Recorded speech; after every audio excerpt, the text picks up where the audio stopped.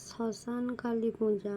এই মায়ের অলৌকিক কাহিনী শুনলে যা আপনাদের গায়ের লোম খাড়া হয়ে যাবে। বাংলার ফাল্গুন ও চৈত্র মাস তখন ছিল। তখন গ্রামে এত কলেরা রোগ বেড়ে গিয়েছিল, তখন স্বপ্না আদেশ পান যে রোগ প্রতিকার করার জন্য মায়ের পূজার আরাধনা শুরু করার।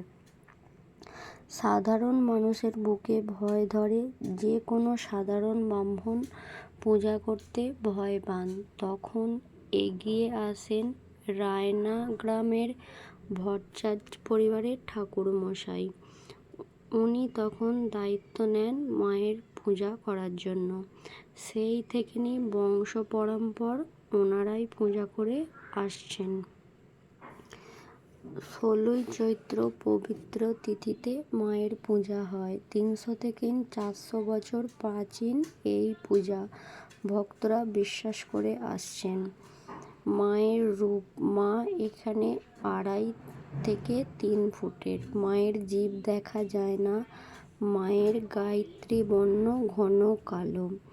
বিশেষত্ব, মায়ের মূর্তি তৈরি হয় হাঁসের ডিম 2.5 কোদাল মাটি দিয়ে। মূর্তি তৈরি হয়ে গেলে মায়ের পূজাস্থানে নিয়ে আসা হয়। এক ব্যক্তি মাকে মাথায় করে নাচাতে নিয়ে আসেন পূজাস্থানে।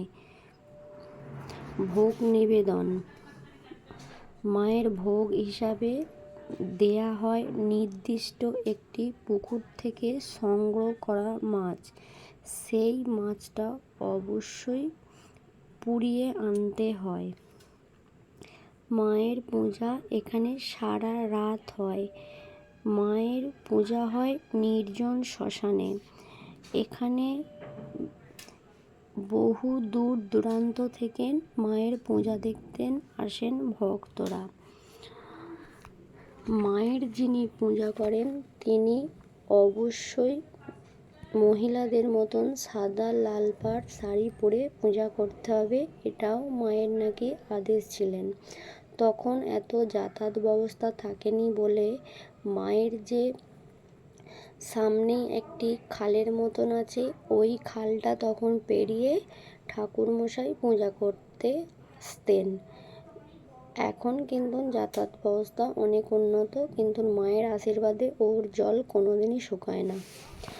মায়ের পূজা সমাপ্তি, পূজার রীতি অনুযায়ী সূর্য উদয়ের পরে মায়ের বিসর্জন হবে। সেই মতে দুজন মাকে নিয়ে চলে যাবে পাশের গ্রাম দৌগাছিয়া তালপুকুরে। সেখানে মায়ের মূর্তি নামিয়ে দিয়ে আসতে হয়। নামিয়ে দিয়ে আসার পর অন্য রাস্তা ধরে ফিরে আসতে হবে। মানুষের বিশ্বাস মা নিজেই পুকুরে নেমে যান। আপনারা যদি সামনের বছর আসতে চান কিভাবে আসবেন? হাওড়া বর্ধমান কট লাইনের ট্রেন ধরে জৌগ্রাম স্টেশনে নেবে। সেখান থেকে অটো বা টোটো ধরে আপনারা মূল পুজোর স্থানে পৌঁছে যাবেন। সকলকে অনেক অনেক ধন্যবাদ ভিডিওটা দর্শন করার জন্য। এবং মা খুব জাগ্রত। মা সকল ভক্তর মনস্কামনা পূরণ করে। সকলকে অনেক ধন্যবাদ।